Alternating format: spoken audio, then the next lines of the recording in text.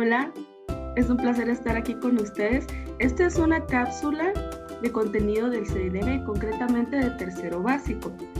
Explicaré un tema, esto con el objetivo de ser de ayuda como auxiliación docente o para cualquier otra persona que desee acercarse a él. El contenido del día de hoy es tipos de discurso y su estructura. Primeramente, aquí tenemos dos citas. George Burns dijo: el secreto de un buen discurso es tener un buen comienzo y un buen final, y luego tratar de que ambos estén lo más cerca posible. Es decir, que lo más importante es el inicio y el final. El inicio es el que va a atrapar al leyente o al oyente hacia lo que se le va a introducir, y el final es lo que va a recabar toda esa información. Luego, Mark Twain, el escritor estadounidense, dijo: suelen hacer falta 3 semanas para preparar un discurso improvisado. Es decir, que un discurso hacia un auditorio o escrito no puede ser improvisado. Necesita de cierta preparación y estudio, análisis e investigación y estructura para poder ser un discurso con todo el nombre de la palabra.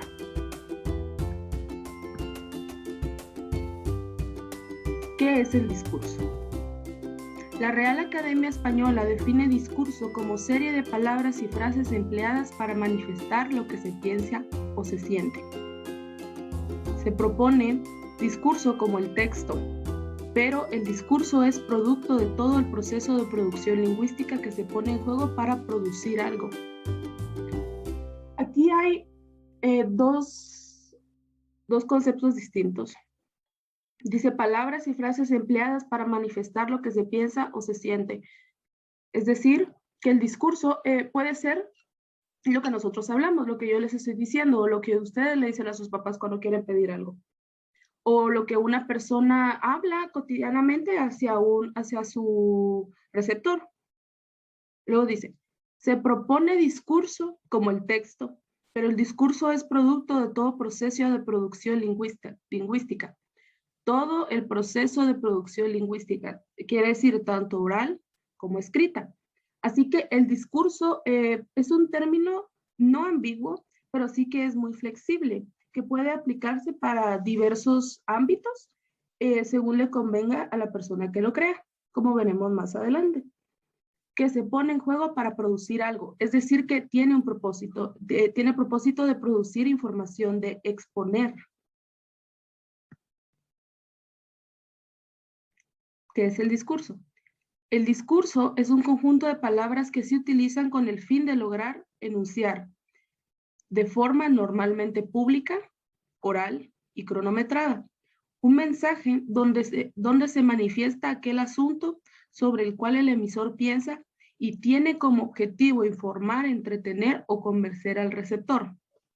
Es decir, aquí nos dice 3 características del discurso: informar, dar información, entretener y convencer al receptor. Es decir, que el discurso tiene que ser persuasivo. Un buen discurso lo que hace es ser persuasivo con el receptor, es decir, hacer que el receptor cambie de idea para adecuarse a la idea que le está diciendo quien relata el discurso. Normalmente es pública y oral. Es decir, una persona se para enfrente de un podio y uno lo escucha, o yo soy el que me presento hacia el público. Formas de comprender el discurso. La primera dice, ver al discurso como fuente de sí mismo, sea que se trate de frases o enunciados o bien de relatos o estructuras. Esta perspectiva incluye una mirada del discurso como unidad lingüística de dimensión superior a la oración, es decir, en párrafos. Un mensaje globalmente enunciado, es decir, que se vea el discurso como una unidad de escritura, sistematizada, ordenada y analizada antes de ser puesta para el público, es decir, un texto escrito.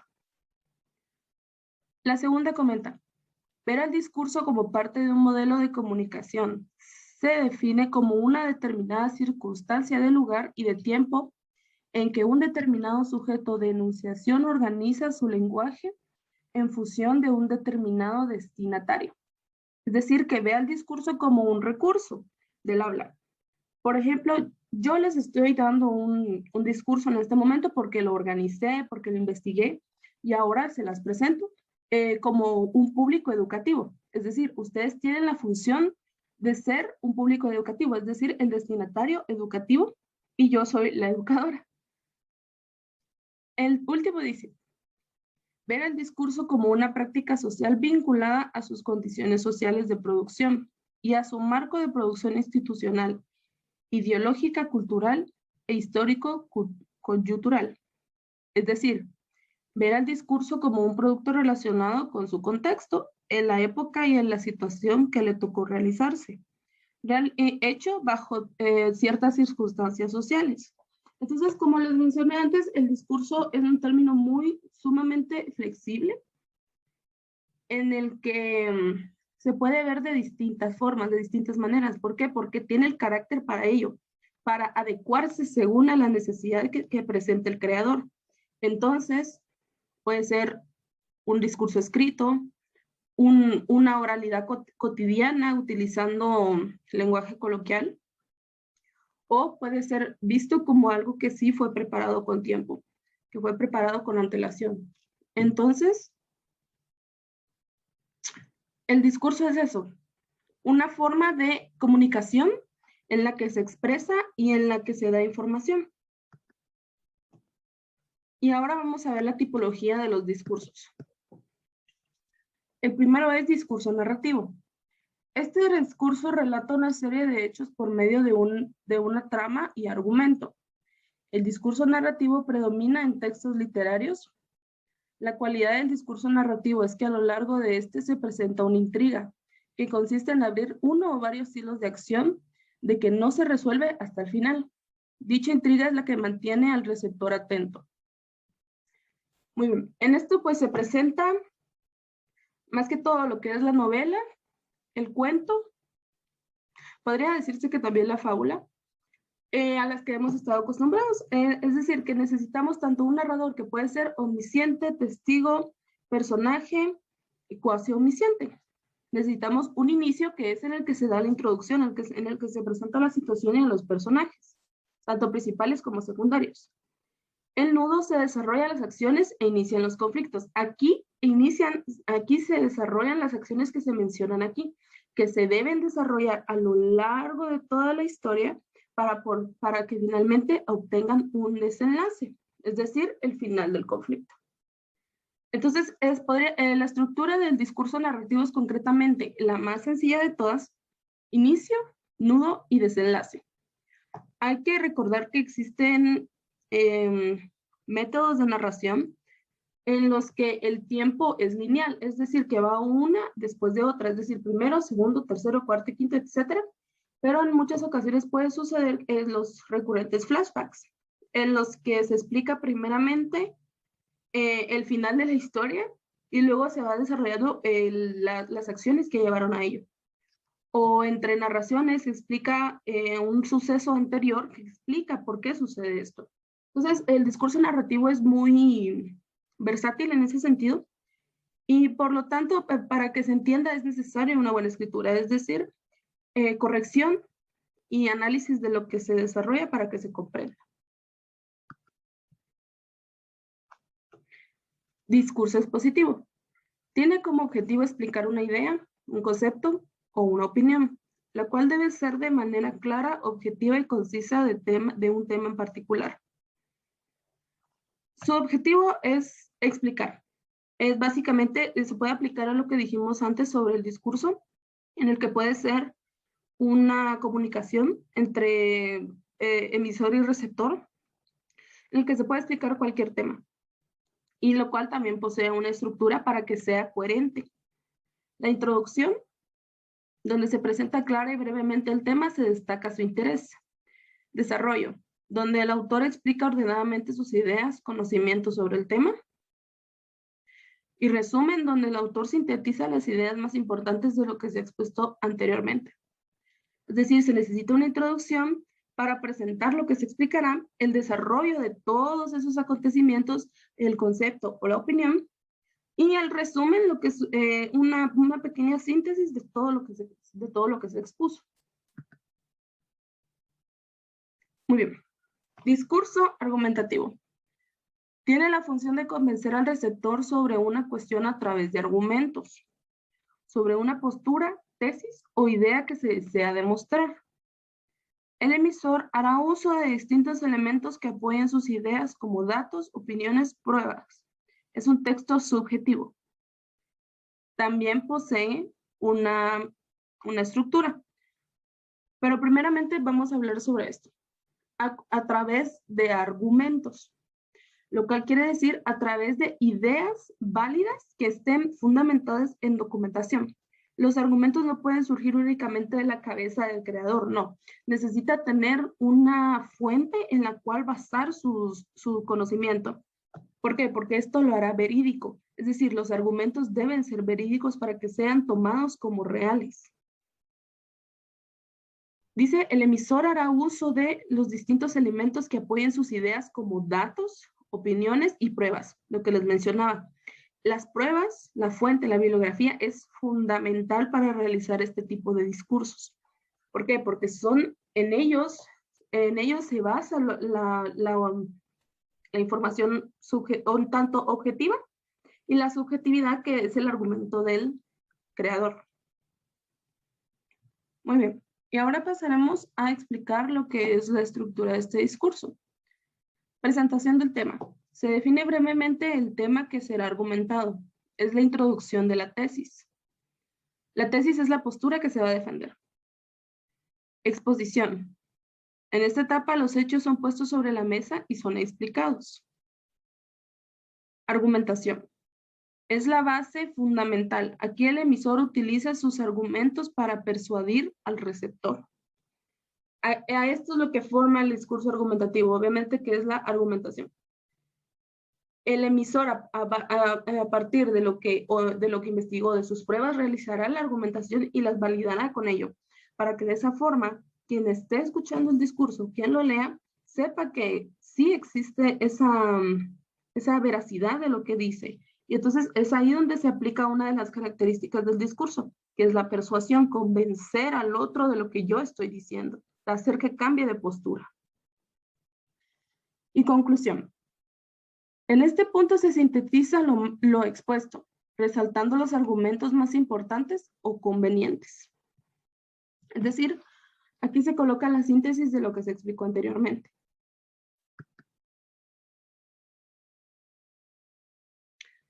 Discurso informativo. El emisor expone su discurso de manera directa y objetiva, al contrario del anterior que era subjetivo, intentando dejar de lado sus opiniones personales. Eso es lo que significa objetivo. Se transmiten datos con precisión de manera determinada provenientes de la realidad. Su objetivo es informal. El discurso informativo no hace que quieras cambiar de postura, ¿no? Cumple con una de las principales funciones, tal y como su nombre lo indica, informar.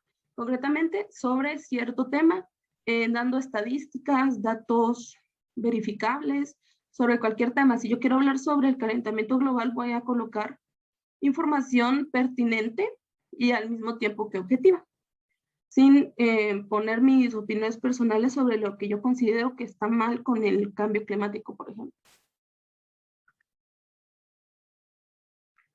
Discurso publicitario. La función de este discurso es vender algún producto o servicio, para lo cual debe resultar atractivo a sus receptores.